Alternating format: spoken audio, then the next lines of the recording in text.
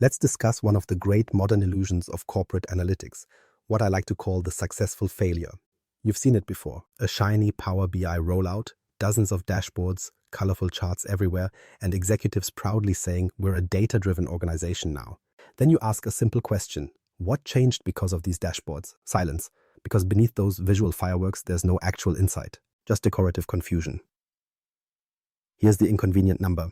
Industry analysts estimate that about 60 to 70% of business intelligence projects fail to meet their objectives, and Power BI projects are no exception. Think about that. 2 out of 3 implementations end up as glorified report collections, not decision tools. They technically work in the sense that data loads and charts render, but they don't shape smarter decisions or faster actions. They become digital wallpaper. The cause isn't incompetence or lack of effort. It's planning, or more precisely, the lack of it. Most teams dive into building before they've agreed on what success even looks like. They start connecting data sources, designing visuals, maybe even arguing over color schemes, all before defining strategic purpose, validating data foundations, or establishing governance. It's like cooking a 5-course meal while deciding the menu halfway through. Real success in Power BI doesn't come from templates or clever DAX formulas. It comes from planning discipline, specifically 3 non-negotiable steps: define and contain scope, secure data quality, and implement governance from day one. Miss any one of these and you're not running an analytics project, you're decorating a spreadsheet with extra steps. These 3 steps aren't optional. They're the dividing line between genuine intelligence and expensive nonsense masquerading as insight. Step 1. Define and contain scope, avoiding scope creep. Power BI's greatest strength, its flexibility, is also its most consistent saboteur. The tool invites creativity. Anyone can drag a dataset into a visual and feel like a data scientist. But uncontrolled creativity quickly becomes anarchy. Scope creep isn't a risk. It's the natural state of Power BI when no one says no. You start with a simple dashboard for revenue trends, and 3 weeks later someone insists on integrating customer sentiment, product telemetry, and social media feeds, all because it would be nice to see. Nice doesn't pay for itself. Scope creep works like corrosion. It doesn't explode, it accumulates. One new measure here, one extra data set there, and soon your clean project turns into a labyrinth of mismatched visuals and phantom KPIs. The result isn't insight but exhaustion. Analysts burn time reconciling data versions, executives lose confidence, and the timeline stretches like stale gum. Remember the research? In 2024, over half of Power BI initiatives experienced uncontrolled scope expansion, driving up cost and cycle time. It's not because teams were lazy, it's because they treated clarity as optional. To contain it, you begin with ruthless definition. Hold a requirements workshop, yes, an actual meeting where people use words instead of coloring visuals. Start by asking one deceptively simple question. What decisions should this report enable? Not what data you have, but what business question needs answering. Every metric should trace back to that question. From there, convert business questions into measurable success metrics, quantifiable, unambiguous, and ideally testable at the end. Next, specify deliverables in concrete terms. Outline exactly which dashboards, datasets, and features belong to scope. Use a simple scoping template. It forces discipline. Columns for objective, dataset, owner, visual type, update frequency, and acceptance criteria. Anything not listed there does not exist. If new desires appear later, and they will, those require a formal change request. A proper evaluation of time, cost, and risk turns "it would be nice to see" into "it will cost 6 more weeks." That sentence saves careers. Fast-track or agile scoping methods can help maintain momentum without losing control. Break deliverables into iterative slices, one dashboard released, reviewed, and validated before the next begins. This creates a rhythm of feedback instead of a massive waterfall collapse. Each iteration answers, did this solve the stated business question? If yes, proceed. If not, fix scope drift before scaling error. A disciplined iteration beats a chaotic sprint every time. And this may sound obvious, but apparently isn't. Document everything. Power BI's collaborative environment blurs accountability. When everyone can publish reports, no one owns them. Keep a simple record. Who requested each dashboard, who approved it, and what success metric it serves. At project closeout, use that record to measure success against promises, not screens. Common failure modes are almost predictable. Vague goals lead to dashboards that answer nothing. Stakeholder drift, executives who change priorities mid-cycle, turns coherent architecture into a Frankenstein of partial ideas. Then there's dashboard sprawl. Every department cloning reports for slightly different purposes, each with its own flavor of truth. This multiplies work, confuses users, and guarantees conflicting narratives in executive meetings. When 2 managers argue using 2 Power BI reports, the problem isn't technology, it's planning negligence. Containing scope also protects performance. Every additional dataset and visual fragment adds latency. When analysts complain that a report takes 2 minutes to load, it's rarely a Power BI performance issue. It's scope obesity, Trim the clutter and performance miraculously improves.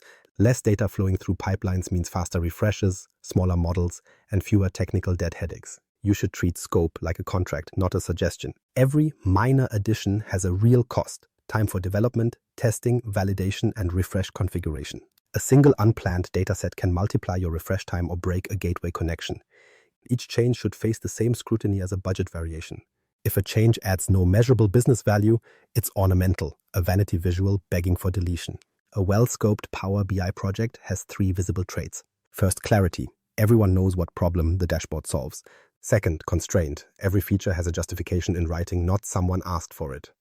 Third, consistency. All visuals and KPIs follow the same definitions across teams, so data debates evaporate. With these, you create a project that's not only efficient, but also survivable at scale. Before leaving this step, let's test the mindset.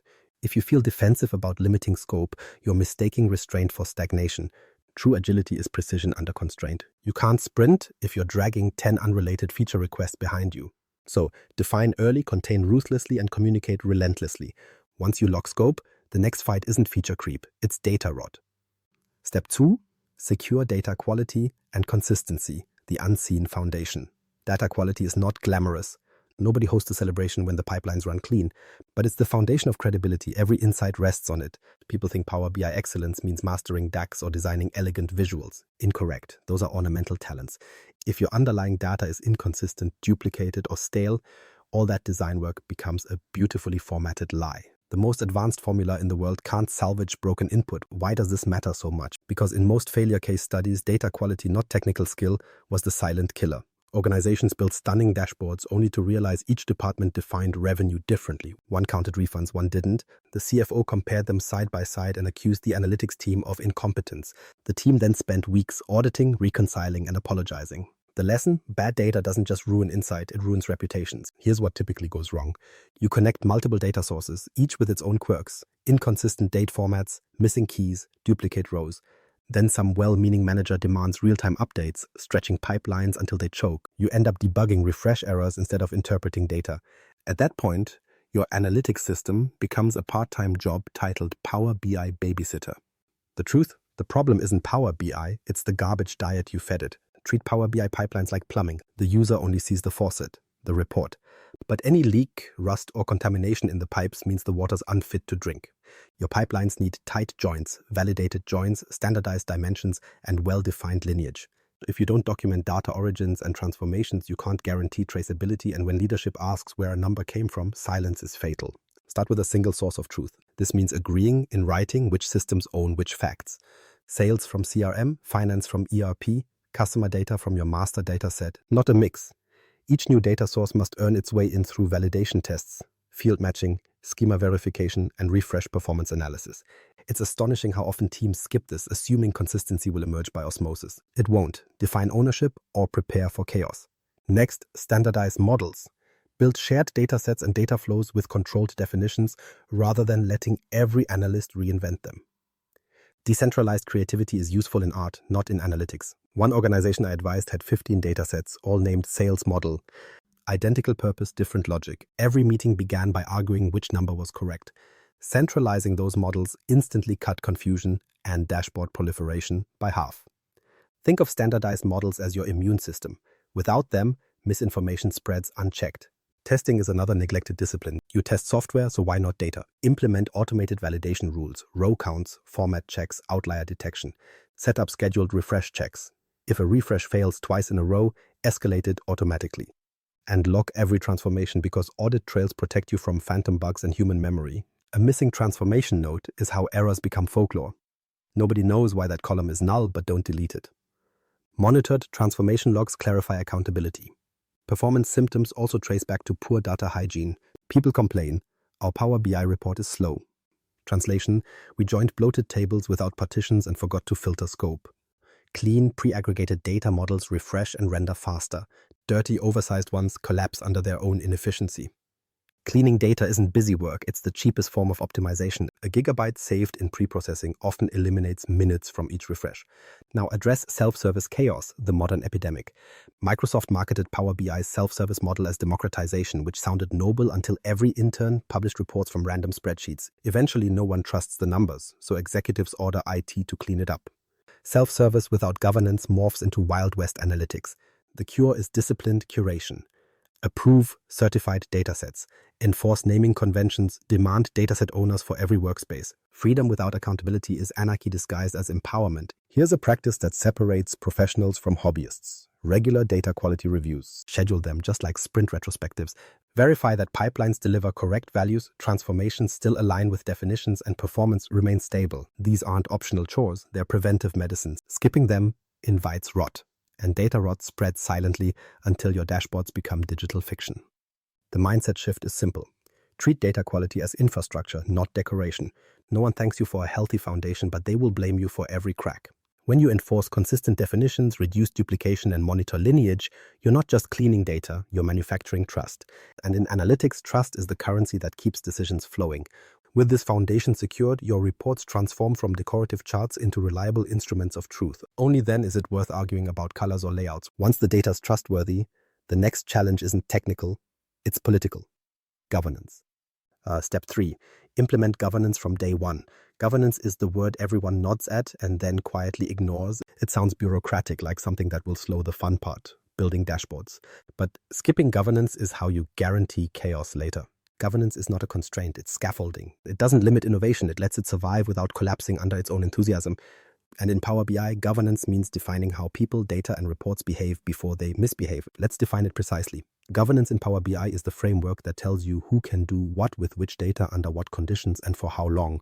Roles, access controls, compliance standards, and lifecycle policies are the 4 spinal columns. Without them, you get the horror scenario: hundreds of duplicated workspaces, unverified datasets, and undiscoverable reports no one dares delete. It looks busy, it feels productive, but it's analytic landfill. Now, there are 2 schools of thought. The centralized model, run by IT, values control and consistency. Every dataset flows through review, naming standards, and row-level security before release. It's tidy, compliant, and slightly soul-crushing for impatient analysts. Then there's the decentralized model, self-service for all, fast, creative, and catastrophically messy when unchecked. The proper answer is neither extreme. You need a hybrid. Centralized guardrails with decentralized freedom inside them. Think of it as controlled autonomy. Business users innovate within a safe perimeter defined by governance policies. Here's where most teams get governance fatally wrong. They treat it as a retrofit. They launch reports, operate in chaos for a year, then, after the first compliance audit, start frantically writing policies. Too late. Governance must exist on day one, even if it's minimal. You start small, clearly defined roles, workspace standards, and a naming convention. Those 3 alone prevent 80% of the future archaeological dig through misnamed datasets like Final V2 Real This Time. PBX. Let's break down the critical components. First, roles. Power BI divides work naturally into data owners, dataset creators, report developers, and consumers. Assign them explicitly. The same person should not both curate master data and design visuals unless you enjoy conflicts of interest. Second, access control. Implement row-level security, RLS, or object-level security, OLS, early. Don't wait for the first data leak to realize, oh, maybe HR shouldn't see sales commissions. Each role gets data access tailored by necessity, not convenience. Convenience breeds breaches. Third, dataset lifecycle policies. Every dataset should have an expiration plan, review dates, refresh frequency, and ownership validation. Treat datasets like milk, they're not immortal. Expired data poisons trust. Establish routine ownership checks. If the assigned owner leaves or the source system changes, suspend publication until reassigned. Nothing ages faster than an unmaintained dataset. Fourth, documentation. A governance framework without documentation is telepathy. At minimum, maintain 3 living documents: a data catalog describing certified datasets, a security matrix mapping roles to permissions, and a style guide for visual standards. Store them in a shared workspace where everyone actually looks. Governance isn't secrecy, it's shared clarity. Documentation turns tribal knowledge into institutional memory. Automation reinforces consistency. Power BI admin APIs and audit logs allow you to monitor workspace creation, data refresh failures, and report access patterns. Automate the boring parts: nightly scans that flag orphaned datasets or unverified reports, notifications for refresh failures, and automated usage summaries to identify dead content. Governance by automation is elegant because machines don't forget policies or yield to executive urgency. But governance isn't just technology, it's culture management. You need communication and training strategies so that rules are understood as safety, not punishment. Conduct onboarding sessions explaining why naming conventions, certification badges, and access policies exist, not to restrict but to protect credibility. When users grasp the why, enforcement becomes collaboration. Create champions within each department, mini governors who translate central policies into daily habits. Governance enforced top-down breeds resistance. Governance internalized through training breeds continuity. And yes, you will encounter resistance. Analysts complain, it's slowing us down. Correct response? No, it's stopping you from speeding in circles. Governance shortens the marathon by removing detours. Once responsibilities are clear and data sets are certified, analysts waste less time debating sources or duplicating work. That's efficiency, not obstruction. Now, let's address compliance. Every organization has obligations, GDPR, HIPAA, or internal data retention policies. Treat these not as audit checklist items, but as design constraints. Integrate them in model building. Tag sensitive fields in metadata, encrypt connections, and leverage Azure Active Directory for authentication control. When auditors arrive, governance shouldn't be a defense scramble, it should be a guided tour. You can measure governance health with 3 observable signals. First, discoverability. Can a new user locate the correct dataset within minutes? Second, accountability. Can you trace who published what and when? Third, sustainability. Does the system function when key personnel leave? If any of these fail, governance isn't real, it's decorative. Real governance survives turnover, tool updates, and executive whims. So when should governance begin? Before the first dataset is loaded. Draft the framework, assign responsibilities, automate monitoring, communicate expectations. Only then do you build dashboards. Think of governance as an immune system. It must exist before infection, not after outbreak.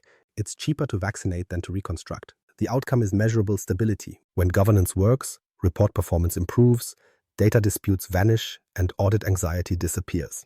Decision makers trust dashboards again, and trust, that quiet, invisible currency, is what separates analytics excellence from spreadsheet theater. These 3 foundation layers, scope, data quality, and governance, aren't optional accessories.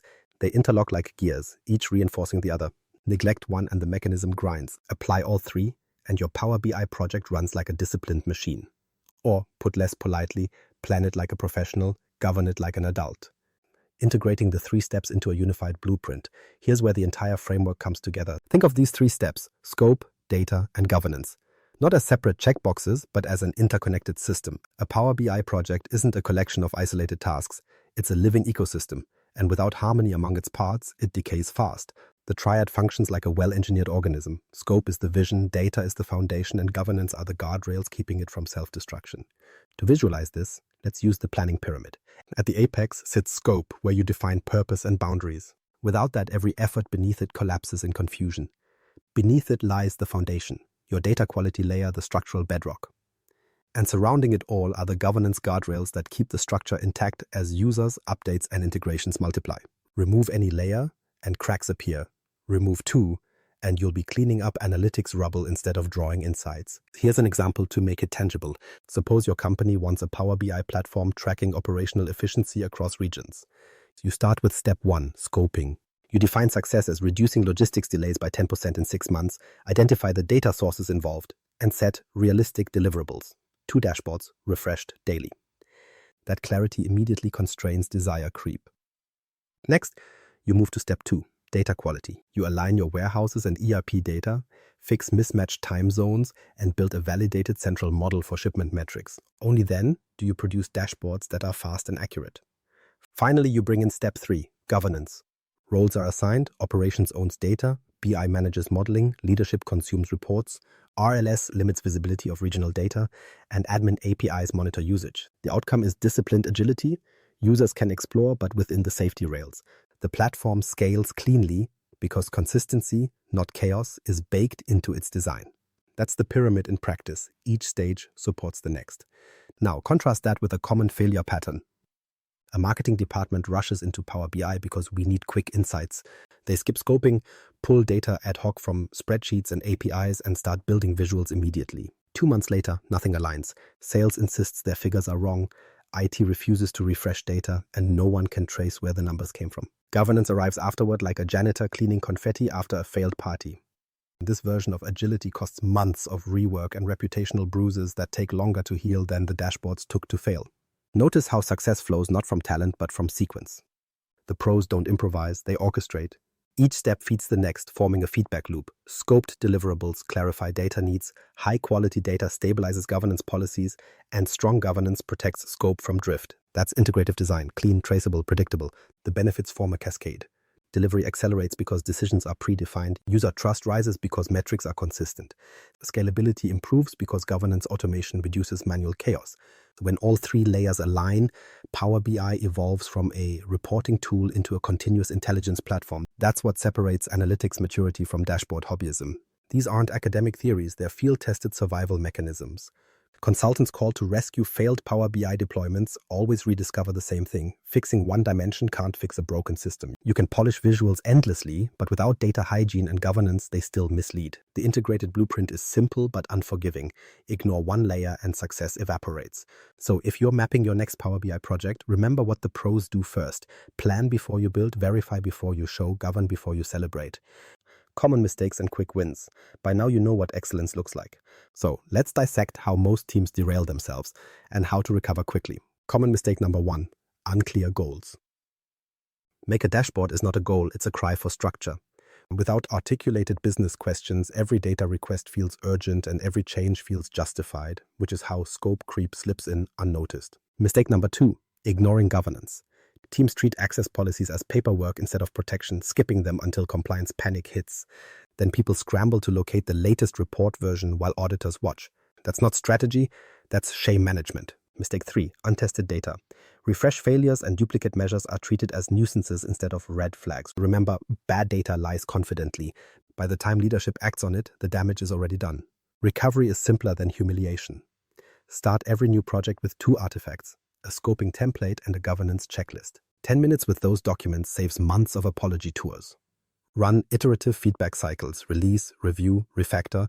Treat each dashboard as a hypothesis that must prove its value before expansion. Continuous improvement isn't corporate jargon, it's survival therapy for analytics teams. Miss any one of these 3 fundamentals, scope, data, or governance, and the failure began before the first visual loaded. But adopt them, and your Power BI platform becomes not just sustainable, but scalable intelligence. The non-negotiable mindset. Here's the truth everyone pretends not to know. Power BI success isn't built inside Power BI. It's built before you ever launch it. Inside documentation, workshops, and governance policies that nobody brags about on LinkedIn, the flashy visuals are simply the surface tension of a deeper discipline. What distinguishes a true data professional from a dashboard hobbyist is the ability to plan with boring precision long before a single visual exists. That's the non-negotiable mindset. A good Power BI project operates more like engineering than art. You define constraints, build tests, and verify tolerances. Yet most teams behave like painters on caffeine, throwing colors at a blank visual hoping meaning appears. Enthusiasm is not a project plan, it's just noise until disciplined planning translates it into results. Professionals know that beautiful dashboards built on shifting requirements, dirty data, or absent governance are still failures, only better lit. Discipline over enthusiasm. Engrave that phrase mentally. Begin with purpose, not data. Translate that purpose into metrics, map those metrics to reliable data sources, then wrap it all in governance that enforces how truth is maintained. The flow is deliberate. Scope defines direction, data quality ensures the truth of that direction, and governance keeps the truth intact when humans, departments, and ego start interfering. Lose any element and your fancy visuals decay into decorative dishonesty. The difficult part is cultural, not technical. Planning feels slow in a world worshipping speed. But chaos is slower. Every unscoped request, every unchecked dataset, every ungoverned workspace, each one adds future debt disguised as productivity. The fastest projects are the most disciplined ones because rework isn't speed, it's penance. Adopt this mindset and you stop chasing crises. You anticipate them. You halt the parade of urgent fixes by designing a structure that doesn't break under pressure. Refusing governance or documentation doesn't make you a maverick. It makes you a maintenance budget. The universe does in fact punish negligence, so treat planning as the real craft of analytics. The visuals are the reward, not the foundation. Apply these 3 non-negotiables relentlessly, and Power BI becomes what it was meant to be: a reliable engine for intelligent decisions, not another colorful symptom of corporate confusion.